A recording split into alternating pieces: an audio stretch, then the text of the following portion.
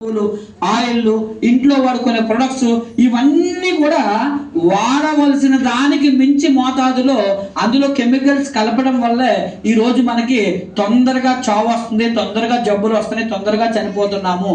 పిల్లల దగ్గర నుంచి పిల్లలు వాడేవి కలుషితమే, పెద్దలు వాడేవి కలుషితమే, అన్నానికి వాడేవి, ఇంటికి సంబంధించినవి, అగ్రికల్చర్ సంబంధించినవి, ప్రతి దాన్ని కెమికల్ మైన్ చేశారండి, వ్యాపారం చేసేసారు. అంటే ఈ రోజు కంప్లీట్ గా ఆరోగ్యాన్ని వ్యాపారంగా మార్చారు. అంటే ఇక్కడ వస్తువులు వాడితే ఆరోగ్యం పాడు చేసుకోవడం, ఈ ఆరోగ్యాన్ని కాపాడుకుందాం హాస్పిటల్కి వెళ్తే మళ్ళీ అది వ్యాపారమే. కాబట్టి అసలు దానికి కారణం ఎవరు అంటే మనలో అవేర్నెస్ లేకపోవడం వల్ల. ఆ అవేర్నెస్ వెస్టేజ్ లో ఒక 4 నెలల్లో 6 నెలల్లో 1 ఇయర్ పాటు మీరు క్రమం తప్పకుండా మీటింగ్స్కి వస్తే మీకు చాలా విషయాలు నేర్చుకుంటారు. అసలు జీవితంలో ఆరోగ్యం తాలూకా ప్రాధాన్యత ఏంటో వెస్టేజ్ లోకి వస్తే మీకు కంప్లీట్ గా అర్థమైపోతుందండి. మరి దాని గురించి మీకు కంప్లీట్ గా నేను ఇప్పుడు కొనుక్కోవడం కోసం చెప్తాను. మొత్తం ఆరోగ్యం కోసం చెప్పాలని సాయంత్రం అవుతుంది ఇప్పుడు, ఎందుకంటే మళ్ళీ దాని గురించి ఒక్కొక్క ప్రోడక్ట్ గురించి ఎలా తయారు చేస్తారు ఏంటి అనేది అవి ఒక్క రోజులో తెలుసుకునే సబ్జెక్ట్ కాదు.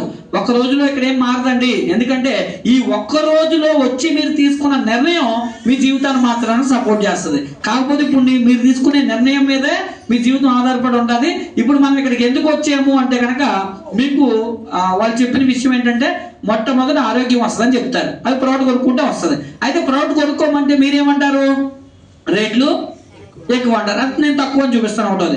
రెండోది మన జీవితంలో ఏం కావాలనుకున్నాం? ఆదాయం. ఆదాయం దేనికి? ఇప్పుడు ఆదాయం ఇచ్చేస్తే కూడా అన్ని కొనుక్కోలేము మనం. ఎందుకంటే డబ్బు ఎంతసేపు దాద్దామని చూస్తాం, మనం ఖర్చు పెట్టడం చూడడం. ఓ మంచి కారు కొనాలంటే ఆలోచిస్తాం, మంచి ఇల్లు కొనాలంటే మనం ఆలోచిస్తాం, అలాగే విదేశాలకు వెళ్ళాలంటే ఆలోచిస్తాం. అందుకే కంపెనీ ఏం చేసిందంటే మనిషి హ్యాపీగా ఉండాలంటే ఇవన్నీ మనిషికి అవసరమే. డబ్బు ఒకటే ఇచ్చేస్తే హ్యాపీగా ఉండలేడు, అన్నింటినీ మనిషికి ఇవ్వాలని చెప్పి ఇక్కడ కారు రూపంలో కొంత ఫండ్ ఇస్తుంది, ఇల్లు రూపంలో కొంత ఫండ్ ఇస్తుంది, అలాగే ఫారెన్ ట్రిప్స్ వెళ్ళమని కొంత ఫండ్ ఇస్తుంది. దేనికి దానికి డివైడ్ చేసి ఈ కంపెనీ 9 రకాల ఆదాయాల రూపంలో ఇస్తుందండి. 9 రకాలు కాకుండా ఒకే ఆదాయ రూపంలో డబ్బులు ఇచ్చేసారనుకోండి మీరు ఏమీ కొనరు. అందుకని ఇక్కడ సంవత్సరానికి 3 ఫారెన్ ట్రిప్లు మేము ఎందుకు వెళ్తున్నామంటే డబ్బు ఇచ్చేస్తేనే వెళ్తానా? మనం ఎలాంటి వాళ్ళవి? పిల్లికి కూడా బెచ్చబెట్టే రకాలు కాదు కదా సాధారణంగా, డబ్బులు ఇస్తే వెళ్ళం కదా. అందుకే ఆ ఫండ్ ఏం చేస్తారంటే ఫారెన్ ట్రిప్ వెళ్ళమంటారు. 13 లక్షలు ఉంది ఇప్పుడు. ఇంకా నాకు మళ్ళీ ఫారెన్ ట్రిప్ వెళ్ళొచ్చు, మళ్ళీ ఫారెన్ ట్రిప్ వెళ్ళొచ్చు. ఓ పక్కన వెళ్తుంటే మళ్ళీ పెరిగిపోతుంది అది. ఓకేనండి, ఫ్యామిలీతో పాటు వెళ్ళొచ్చు. ఓకేనండి, ఇలాగ జీవితాంతం 3 తరాల వరకు వెళ్తూనే ఉండొచ్చు అండి. మరి మొట్టమొదటి స్విఫ్ట్ కారు కొన్నాను.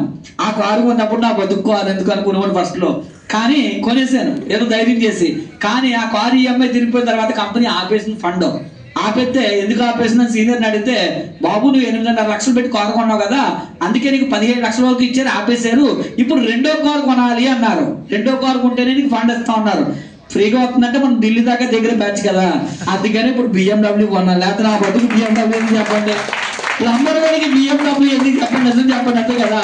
ఎందుకు కొన్నానంటే అందుకే కొన్నాను. మరి అలాగే ఫస్ట్ నేను కాలువ పక్కన చిన్న ఇంట్లో అదుకునేవాడిని. అసలు మొన్న ఒక లీటర్ని తీసుకెళ్తే అక్కడికి తెలంగాణ నుంచి వచ్చాడు.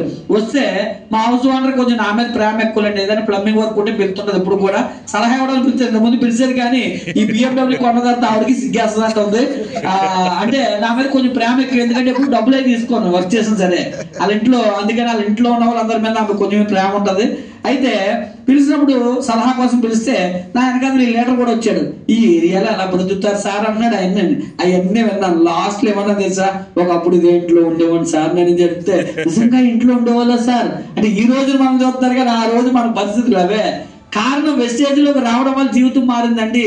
ఈరోజు అంత హ్యాపీ అంటే నా పిల్లలకి నేను పడిన బాధలు ఏమీ లేకుండా చేశాను. నా పిల్లలకి ఎలాంటి లైఫ్ ఇవ్వాలనుకున్నాను, ఎందుకంటే నా తల్లిదండ్రులు కూడా అనుకుని ఉంటారు మంచి లైఫ్ నాకు ఇవ్వాలని, కానీ వాళ్ళకి వెస్టేజ్ దొరకలేదేమో పాపం. వాళ్ళకి వెస్టేజ్ దొరుకుంటే నాకు మంచి లైఫ్ ఇచ్చేవాళ్ళు. కానీ నా అదృష్టం ఏంటంటే నా పిల్లలకి మంచి లైఫ్ ఇచ్చేలాగా వెస్టేజ్ నాకు దొరకడం ఒకటే కాదు, దాన్ని నేను అర్థం చేసుకోవడం, అందులో ఎంతో మంది రిజెక్ట్ చేసినా నేను నిలబడడం ఈ రోజు నా పిల్లల భవిష్యత్తుని కంప్లీట్ గా చేంజ్ చేసేసిందండి.